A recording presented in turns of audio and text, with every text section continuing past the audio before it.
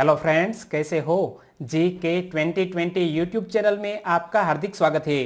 दोस्तों, 13 मई के इस करंट अफेयर वीडियो को आप ध्यान से देखिए और बाद में आप सोचिए कि इसी तरह का करंट अफेयर का वीडियो आपने एक साल तक के लिए देख लिया तो आपका जो सोचने का तरीका है वो बिल्कुल ही बदल जाएगा और आपकी आने वाली एग्जामिनेशन में करंट अफेयर का एक सिंगल क्वेश्चन भी गलत नहीं हो सकता, यह हमारा वादा है।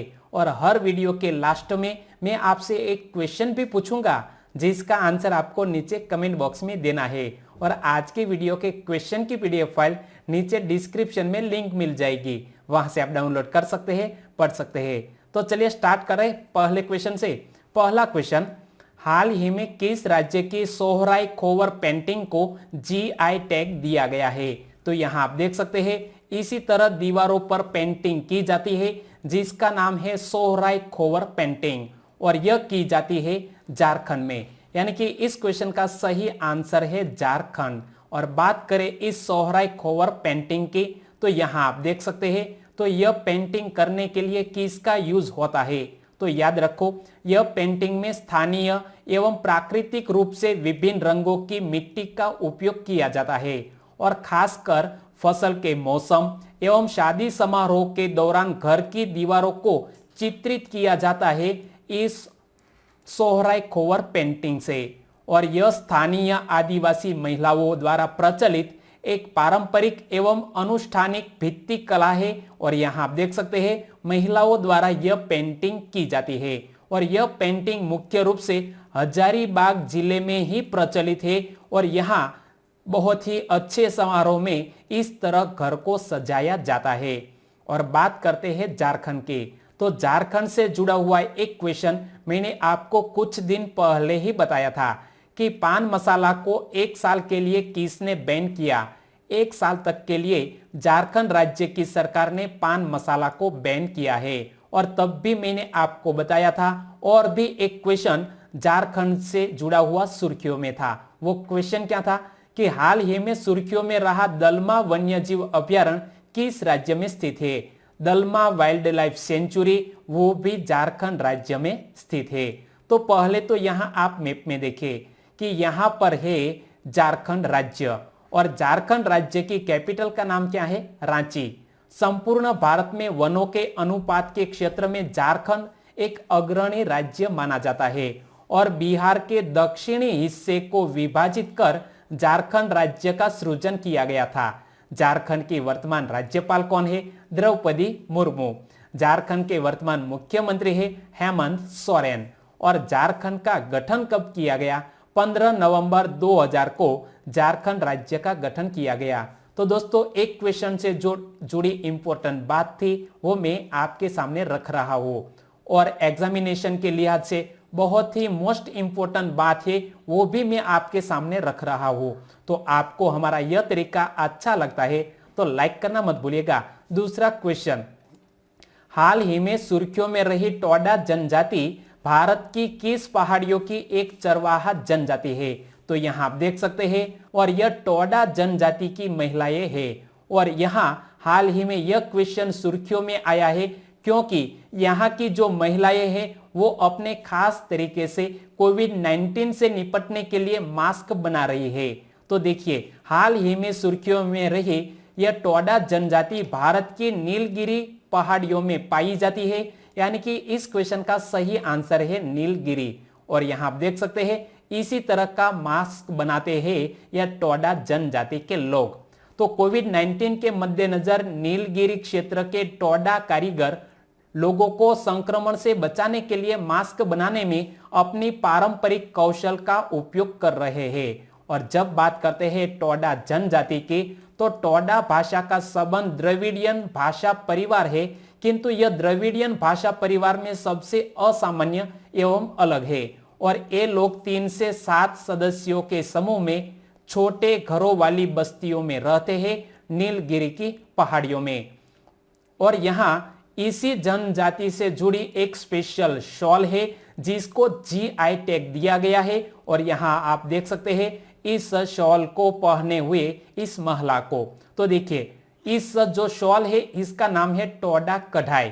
तो टोडा भाषा में इस कढ़ाई को पोहर कहा जाता है जबकि पारंपरिक टोडा पोशाक एक विशिष्ट शॉल है जिसे पुटुकुली कहा जाता है। क्या कहा जाता है? पुटुकुली। और यह एक भव्य परिधान माना जाता है और इसे केवल विशेष अवसरों के लिए पहना जाता है, यानी कि स्पेशल कोई त्योहार है इसी के अवसर पर यह महिलाएं इसे पहनती है और इसे भौगोलिक संकेतक यानी कि GI टैग भी दिया गया है। तो आपको टोडा जनजाति के बारे में इतना याद रखना है। तीसरा क्वेश्चन, भारत और मध्य एशिया के सर्वश्रेष्ठ क्षेत्रीय हवाई अड्डे का खिताब किसने जीता है? हाल ही में कैंप गौड़ा अंतरराष्ट्रीय हवाई अड्डे ने भारत और मध्य एशिया के सर्वश्रेष्ठ क्षेत्रीय हवाई अड्डे का खिताब जीता है। यानी कि इस क्वेश्चन का सही आंसर है कैंप गौड़ा इंटरनेशनल एयरपोर्ट। और वो कहां पर स्थित है? बंगलुरु में स्थित है। तो देखिए, बंगलुरु के कैंप गौड़ा अंतरराष्ट्रीय हवाई अड्डा ने भारत और मध्य एशिया का सर्वश्रेष्ठ क्षेत्रीय हवाई अड्डे होने के लिए इस साल का स्काई ट्रैक्स पुरस्कार जीता है। तो यहां आप देख सकते हैं बहुत ही अद्भुत नजारा है यह एयरपोर्ट का, और यह है कैंप गौड़ा इंटरनेशनल एयरपोर्ट और उन्होंने हाल ही में इस पुरस्कार को जीत लिया है। यहां आप पढ़ सकते हैं स्काई ट्रैक्स नामक यह पुरस्कार जीत लिया है। और बात करते हैं इसी एयरपोर्ट के, तो इस एयरपोर्ट को ग्राहकों द्वारा वर्ष 2020 के वर्ल्ड एयरपोर्ट अवार्ड्स में पिछले 4 सालों में तीसरी बार भारत और मध्य एशिया के सर्वश्रेष्ठ क्षेत्रीय हवाई अड्डे के रूप में वोट दिया गया था और इसीलिए इस अवार्ड को जीत लिया है कैंप गौड़ा अंतरराष्ट्रीय हवाई अड्डे ने। और यहां स्काई ट्रैक्स पुरस्कार की बात करें तो इस पुरस्कारों में 6 महीनों की सर्वेक्षण अवधि के दौरान इन हवाई अड्डे पर 100 से अधिक देशों के ग्राहकों द्वारा किए गए हवाई अड्डे सर्वेक्षण प्रश्नावली के बाद यह अवार्ड दिया जाता है। यानी कि जो ग्राहक है वो ही इसको वोट देते हैं और जिस हवाई अड्डे को ज्यादा वोट प्राप्त होते हैं उसे विजेता घोषित किया जाता है। चौथा क्वेश्चन, हाल ही में भारत को $3.6 मिलियन की सहायता प्रदान करने की घोषणा किसने की है? तो भारत को 3.6 मिलियन US$ की सहायता प्रदान करने की घोषणा की है अमेरिका ने। यानी कि इस क्वेश्चन का सही आंसर है अमेरिका। तो देखिए, संयुक्त राज्य अमेरिका के सेंटर फॉर डिजीज, यहां आप देख सकते हैं centre for disease control and prevention ने, यानी कि शॉर्ट में बोले तो CDC ने कोविड-19 के खिलाफ लड़ने के लिए भारत को 3.6 मिलियन अमेरिकी डॉलर की सहायता की घोषणा की है और आवंटित कोष का उपयोग भारत द्वारा कोविड-19 के प्रसार को रोकने, प्रतिक्रिया और तैयारी के लिए किया जाएगा। तो यह हमारे भारत के लिए काफी अच्छी खबर। 5वां क्वेश्चन स्क्रीन पर, निम्न में से किसकी रिपोर्ट के अनुसार तापमान में वृद्धि को 1.5 अंश सेल्सियस से नीचे रखने हेतु वर्ष 2030 तक ग्रीन हाउस गैस के उत्सर्जन में 45% की कटौती करनी होगी? तो हाल ही में एक रिपोर्ट सामने आई है, IPCC द्वारा यह रिपोर्ट जारी की गई है और उन्होंने कहा है कि 2021 के वर्ष तक यदि हमें 1.5 अंश सेल्सियस में यानी कि तापमान में कटौती करनी है तो हमें 2010 तक से नीचे जो कार्बन उत्सर्जन था उसको कम करते हुए 2050 तक 0 तक ले जाना होगा। यानी कि इस क्वेश्चन का सही आंसर है IPCC। इसका पूरा नाम क्या होता है? Inter governmental panel on climate change. Hindi कहे तो जलवायु परिवर्तन पर अंतर सरकारी पैनल है। और IPCC की स्थापना किसके द्वारा की गई थी? तो संयुक्त राष्ट्र पर्यावरण कार्यक्रम और विश्व मौसम संगठन ने मिलकर इस IPCC की स्थापना की थी।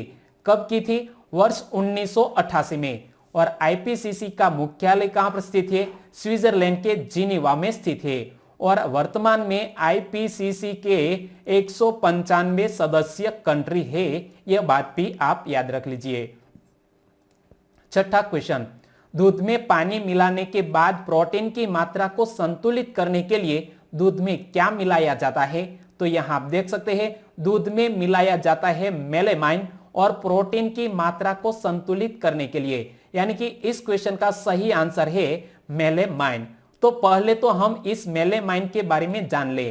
मेलेमाइन एक कार्बन आधारित रसायन होता है जिसे दूध और डेयरी उत्पादों में मिलावट करने के लिए प्रयोग किया जाता है। और उल्लेखनीय है कि दूध और डेयरी उत्पादों में मेलेमाइन की मिलावट करने से गुर्दे संबंधी बीमारियों हो सकती है और गुर्दा पूर्णतः खराब भी हो सकता है, तो इस मेलेमाइन की वजह से, और जिसको दूध में प्रोटीन की मात्रा की पूर्तता करने हेतु मिलाया जाता है। तो हाल ही में इनसे जुड़े हुए इश्यू में एक अहम योगदान दिया है इंडियन इंस्टीट्यूट ऑफ साइंस के शोधकर्ताओं ने, और इसी शोधकर्ताओं द्वारा विकसित की गई तकनीक के माध्यम से पानी और दूध में मेलेमाइन का पता लगाने की प्रक्रिया को काफी तेज किया गया है, और इसीलिए हमें दूध में मिलावट को रोक सकते हैं और बच्चों और महिलाओं को यह मिलावटी दूध से जो नुकसान होता है, इनके स्वास्थ्य संबंधी जो बीमारियां पैदा होती है, उसमें हमें फायदा मिलेगा, उसको हम रोक सकेंगे। 7वां क्वेश्चन, भारत में होने वाला फीफा अंडर 17 महिला विश्व कप कब तक के लिए स्थगित किया गया है? तो हमारे भारत देश में फीफा अंडर 17 महिला विश्व कप का आयोजन होने वाला था, वो 2021 तक के लिए स्थगित कर दिया गया है। यानी कि इस क्वेश्चन का सही आंसर है 2021। और यहां आप देख सकते हैं इसके ऑफिशियल बैनर को, अंडर 17 वीमेन्स वर्ल्ड कप जो 2020 में आयोजित होने वाला था, वो अब आयोजित किया जाएगा 2021 में। तो देखिए, अंडर 17 महिला विश्व कप अब आयोजन कब होगा? 17 फरवरी से 7 मार्च 2021 तक यह आयोजित किया जाएगा। और इस टूर्नामेंट के लिए पहले से ही 5 स्थानों का चयन किया जा चुका है। यह 5 स्थान कौन कौन से हैं? अहमदाबाद, भुवनेश्वर, गुवाहाटी, कोलकाता और नवी मुंबई। और टूर्नामेंट का उद्घाटन सत्र आयोजित किया जाएगा गुवाहाटी में, और टूर्नामेंट का समापन सत्र आयोजित किया जाएगा मुंबई में। यह संभावित स्थान है। और यहां जब बात करते हैं फीफा की, तो फीफा से जुड़ा हुआ एक क्वेश्चन मैंने आपको बताया था कि हाल ही में हैशटैग वी विल विन नामक एक नया अभियान किसने शुरू किया है? यह नया अभियान शुरू किया है फीफा ने। और इसी बात को लेकर मैंने आपको फीफा के बारे में डिटेल में समझाया था। फीफा का पूरा नाम क्या होता है? The federation international the football association, French भाषा में फीफा का पूरा नाम। और फीफा के वर्तमान अध्यक्ष गियानी इन्फेंटिनो। फीफा की स्थापना 21 मई 1904 को हुई। फीफा का मुख्यालय कहां पर स्थित है? स्विट्जरलैंड के ज्यूरिख में। और फीफा विश्व रैंकिंग की बात करें तो बेल्जियम को लगातार दूसरी बार FIFA team of the year भी घोषित किया जा चुका है। और बात करते हैं अब 8वें क्वेश्चन की।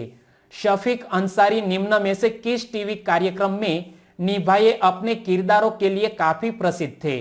तो यहां आप देख सकते हैं शफीक अंसारी का हाल ही में निधन हो गया है।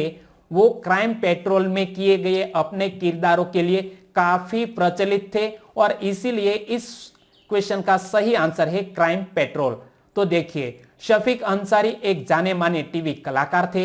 वह सबसे ज्यादा टीवी कार्यक्रम क्राइम पेट्रोल में निभाए अपने किरदारों के लिए प्रसिद्ध थे, और वह 2008 से सिने एंड टीवी आर्टिस्ट एसोसिएशन के सदस्य थे, जिसका हाल ही में निधन हो गया है।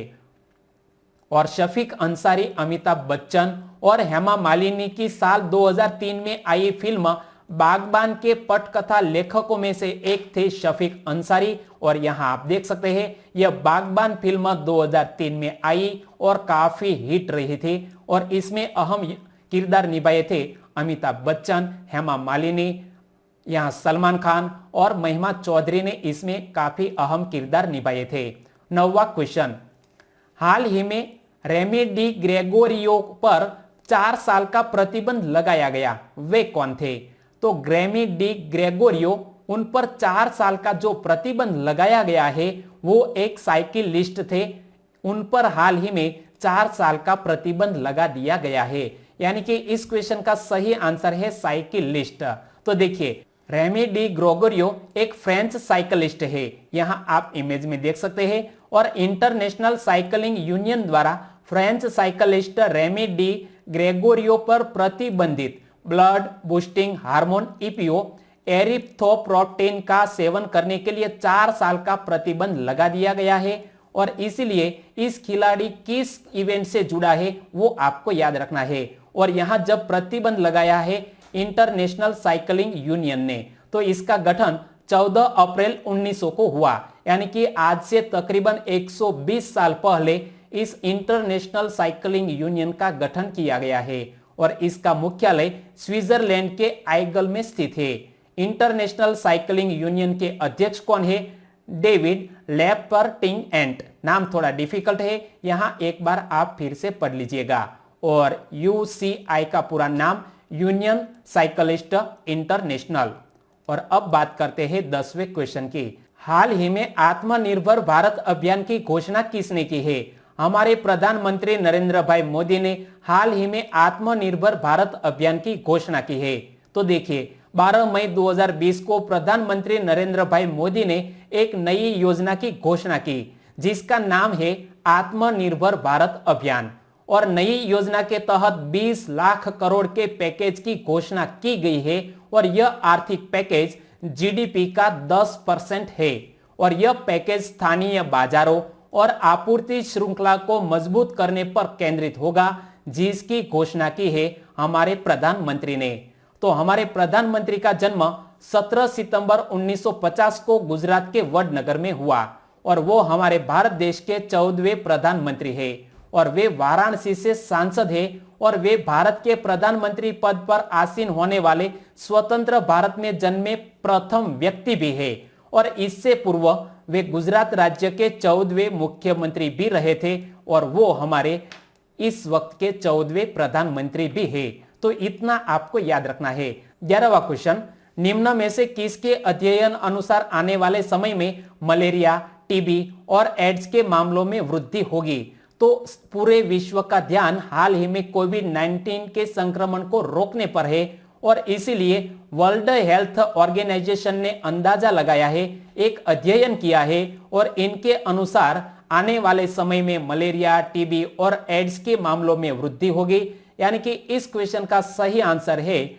WHO। तो देखिए WHO ने जॉन्स हॉप्स यूनिवर्सिटी और international union against tuberculosis and lung disease के साथ किए गए अध्ययन के आधार पर यह घोषणा की है और इस अध्ययन के अनुसार भारत में 2020 और 2025 के बीच हर महीने के लिए लॉकडाउन से 40,685 अतिरिक्त मौतें हो सकती है और इसी तरह का हाल ही में अध्ययन किया है WHO ने। तो WHO हमारे यूनाइटेड नेशंस की एक आनुषंगिक इकाई है। WHO की स्थापना 7 अप्रैल 1948 को की गई। WHO का मुख्यालय स्विट्जरलैंड के जिनीवा शहर में स्थित है।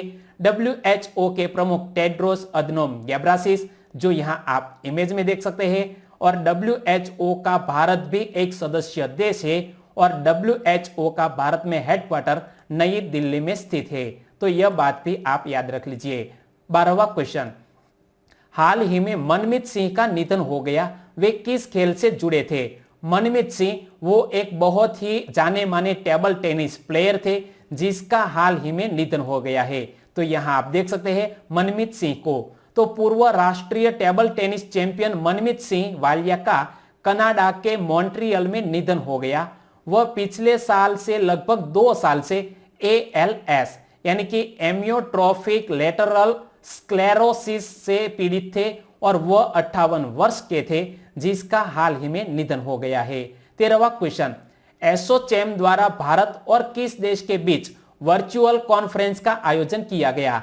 एसोचैम द्वारा यह आयोजित कॉन्फ्रेंस थी भारत और बांग्लादेश के बीच, यानी कि इस क्वेश्चन का सही आंसर है बांग्लादेश। तो ये देखिए, केंद्रीय पूर्वोत्तर क्षेत्र के विकास मंत्रालय के राज्य मंत्री स्वतंत्र प्रभार डॉक्टर जितेंद्र सिंह ने इस वर्चुअल कॉन्फ्रेंस को संबोधित किया और यहां आप देख सकते हैं हमारे पूर्वोत्तर क्षेत्र के विकास मंत्रालय के राज्य मंत्री स्वतंत्र प्रभार डॉक्टर जितेंद्र सिंह को। और इस सम्मेलन में बांग्लादेश के वाणिज्य मंत्री टीपू मुंशी, मेघालय के मुख्यमंत्री कॉनरेड संगमा तथा बांग्लादेश में भारत की उच्चायुक्त गांगुली दास ने इस सम्मेलन में भाग लिया।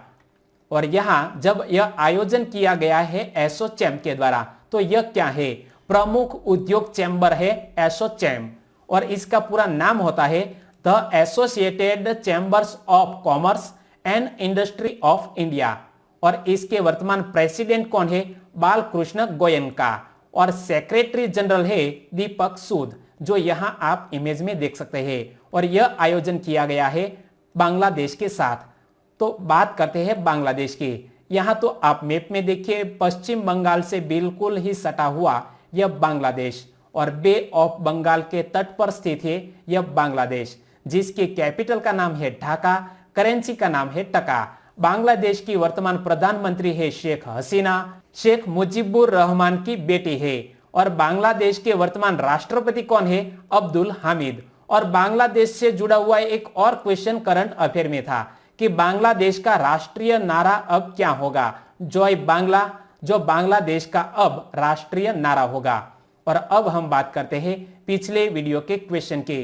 तो पिछली बार मैंने आपसे क्वेश्चन पूछा था कि निम्न में से किस देश का केंद्रीय बैंक जनवरी मार्च 2020 में सोने का सबसे बड़ा विक्रेता था? और इस क्वेश्चन का सही आंसर था श्रीलंका। और श्रीलंका का सही आंसर दिया है मनोज वणकर, काजी यूनुस जो राजकोट के पड़धरी से है, मकवाना सोनल, मेर शीतल वो नवागाम गुजरात से है, विकास कुमार जलगोविंद चाक, जय परमार ने इसके बारे में डिटेल में बताया। हमारे और भी सब्सक्राइबर फ्रेंड है, वो है शैलेश कुमार तबियाड़।